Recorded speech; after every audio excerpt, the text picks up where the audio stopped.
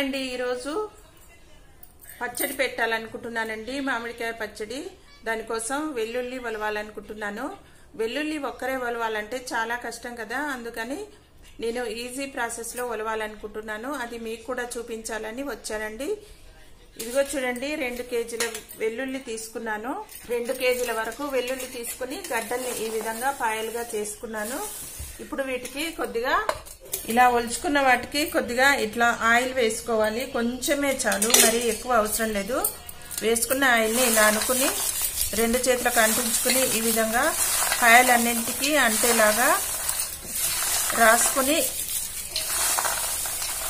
ఒక గంట సేపు ఎండలో పెట్టాలండి ఎండలో పెడితే ఈజీగా వచ్చేస్తుంది పొట్టు మొత్తము ఎక్కువ శ్రమ లేకుండా ఎన్ని పాయలైనా ఒక్కరే ఒలుచుకోవచ్చు కాసేపట్లో ఇవి 2 కేజీలు 2.5 కేజీల పాయలండి 2 కేజీలు బయట నుంచి తెప్పించాను 1/2 కేజీ ఇంట్లో ఉంటే అవి కూడా వేసాను వీటిని 1 గంట నుంచి 2 గంటల వరకు ఎండలో ఆరబెట్టుకుంటాను ఆరబెట్టుకున్న తర్వాత వీటిని ఒలుచుకుంటాను చాలా ఈజీగా వస్తాయి ఎక్కువ శ్రమ లేకుండా ఒక్కరే చేసుకోవచ్చు ఎన్ని పాయలైనా కూడా మీకు చూపిస్తాను ఒలిచేటప్పుడు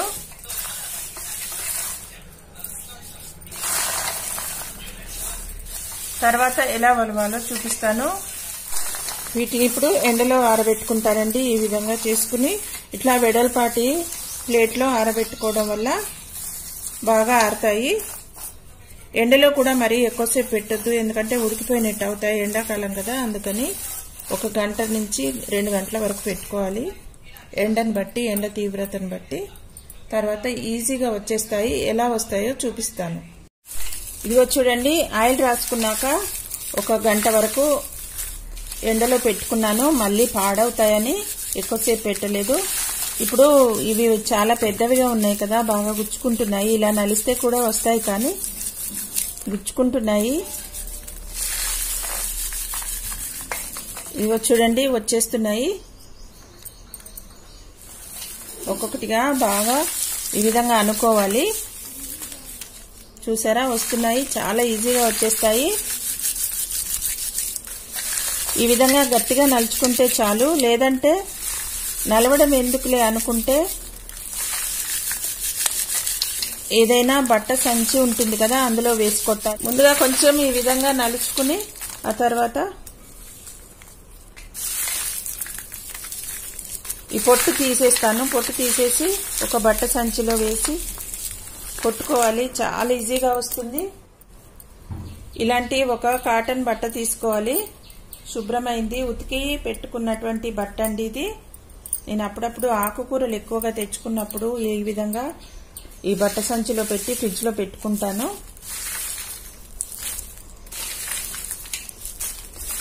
ఇలా ఇందులో పెట్టుకుంటే ఆకులో ఉండేటువంటి తేమంతా ఈ బట్ట పీల్చుకుని ఆకుకూర ఎక్కువ తాజాగానే ఉంటుంది ఎక్కువ రోజులు ఉన్నా ఏం పాడవదు 2-3 రోజుల వరకు ఉన్నా ఏం పాడవదు అందుకని ఇలాగా బట్ట సంచి పెట్టుకుంటాను ఇంట్లో అల్లం వెల్లుల్లి ముద్ద చేసినప్పుడు మాత్రం ఈ బట్ట వాడను కొన్నే కాబట్టి చేతితోటే ఒలుచుకుంటాను ఇలా ఎండలో పెట్టి ఇవి బాగా లావుగా ఉన్నాయి కదా చేతితో నలిస్తే రావు కొంచెం బట్టతో ఒకసారి కొట్టుకోవాలి కొట్టుకుంటేనే వస్తాయి ఇప్పుడు వీటిని అన్ని సంచిలో వేసుకున్నాను కదా చాలా ఈజీగా వస్తాయి ఒక్కరమే ఉన్నాము చట్నీకి అల్లం వెల్లుల్లి ఒలవాలి కదా అని అనుకున్నప్పుడు ఈ విధంగా చేసుకోండి మరీ గట్టిగా కొట్టొద్దండి నలిగిపోతాయి పగిలిపోయి రసం బయటకు వస్తుంది అందుకని నేను నెమ్మదిగానే కొట్టుకుంటున్నాను ఎండాకాలం వచ్చింది కదా మామిడికాయ పచ్చడి పెట్టుకోవాలి స్మూత్ గా సైడ్లకు తిప్పుకుంటూ కొట్టాలండి అప్పుడే అన్నిటికీ దెబ్బ తగిలి పొట్టు బయటకు వచ్చేస్తుంది ఇంకా ప్లేట్లోకి తీసుకుంటాను మరీ ఎక్కువ కొడితే వెల్లుల్లి పగిలిపోయి రసం బయటకు వచ్చి పాడవుతుంది అందుకని ఇది నిల్వ పచ్చడి కదా మరి అలా అయితే బాగుండదు అల్లం వెల్లుల్లి పేస్ట్కి అయితే అలా వస్తే కడిగి వాడుకోవచ్చు కానీ దీన్ని కడగలేం కదా అందుకని ఇంకా పోసేసుకున్నాను పొట్టంతా ఇలా గాలికి పోయేలాగా చూసుకోవాలి. చట్నీ చేసుకోవాలి. పొట్టు ఊడిన పాయల్ని ఈ విధంగా వేరు చేసుకోవాలి. ఈ ఎండాకాలం అంతా ఇదే పనండి. పచ్చళ్ళు పెట్టడం, వడియాలు పెట్టడం, మిర్చీలు, కారం తయారు చేసుకోవడం. అల్లం వెల్లుల్లి చట్నీ కోసం అండి ఇన్ని వెల్లుల్లిపాయలు ఎందుకు అని అనుకుంటున్నారేమో. నేను నార్మల్ పచ్చడి ఎక్కువ పెట్టానండి. నేను ఎప్పుడైనా అల్లం వెల్లుల్లి పచ్చడి, అల్లం పచ్చడి పెడతాను. అదే బాగుంటుంది టేస్టే కాదు హెల్త్ కూడా మంచిది అని అన్నట్టుగా అల్లం చట్నీ చేసుకుంటాం మేము ఎప్పుడు. ఏరిన తర్వాత మళ్ళీ చెరుక్కుని ఇలాగా మళ్ళీ సంచిలో పోసుకున్నాం. మళ్ళీ ఒక 5-6 సార్లు 10 సార్లు వరకు ఇలాగా గట్టిగా కాకుండా నార్మల్గా ఇలాగా తిప్పుకుంటూ ఈ విధంగా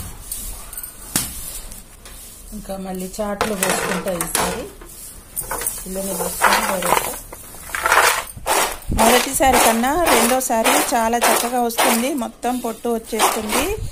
మొదటిసారి ఎక్కడ చిదుముతాయో అన్నట్టుగా కొట్టాను కదా, కొన్ని మెత్తటివి తేలికైనవి వచ్చేస్తాయి. ఇంకిప్పుడు అన్నీ వస్తాయి. ఏ విధంగా అయ్యాయో చూడండి. ఇంకా పావంతు మాత్రమే ఉన్నాయి. ఇవన్నీ ఇప్పుడు వేరు చేసుకుంటాను. చూడండి ఒలుచుకుంటే ఎట్లా నీట్గా ఉంటాయో అదేవిధంగా చిట్లకుండా చక్కగా వచ్చాయి. ఇప్పుడు వీటినన్నిటినీ తీసేసుకుంటాను. ఇంకా పొట్టు రాని వాటిని చట్నీలో పొట్టుతో కొన్ని పాయలు వేయాలి కదా, ఆ విధంగా వేసేసుకుంటాను. అయిపోయినట్టే వెల్లుల్లిపాయలు ఒలవడము. ఈ పొట్టు లేనివన్నీ ఏరుకుని పొట్టున్నవి కొన్ని పొట్టుతో వేసుకుంటే ఆ టేస్ట్ చాలా బాగుంటుంది మామిడికాయ చట్నీలో. నేను ఆ విధంగా వేస్తాను. వాటిని కొద్దిగా ఆరబెట్టి ఏదైనా మళ్ళీ వీటి ఊడిపోయిన వాటి పొట్టు సన్నది అట్లా ఏమన్నా ఉంటే తీసేసి ఇంకా చట్నీలో డైరెక్ట్ వేసుకోవడమే.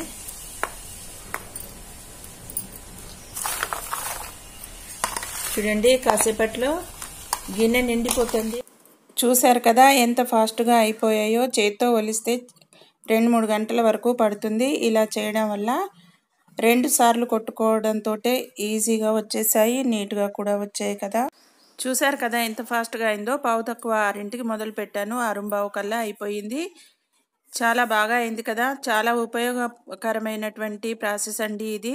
మీకు ఉపయోగపడుతుందనే చేశాను. మీకు ఉపయోగపడుతుందని మీరు అనుకుంటే వీడియోని లైక్ చేయండి, షేర్ చేయండి, సబ్స్క్రైబ్ చేయండి.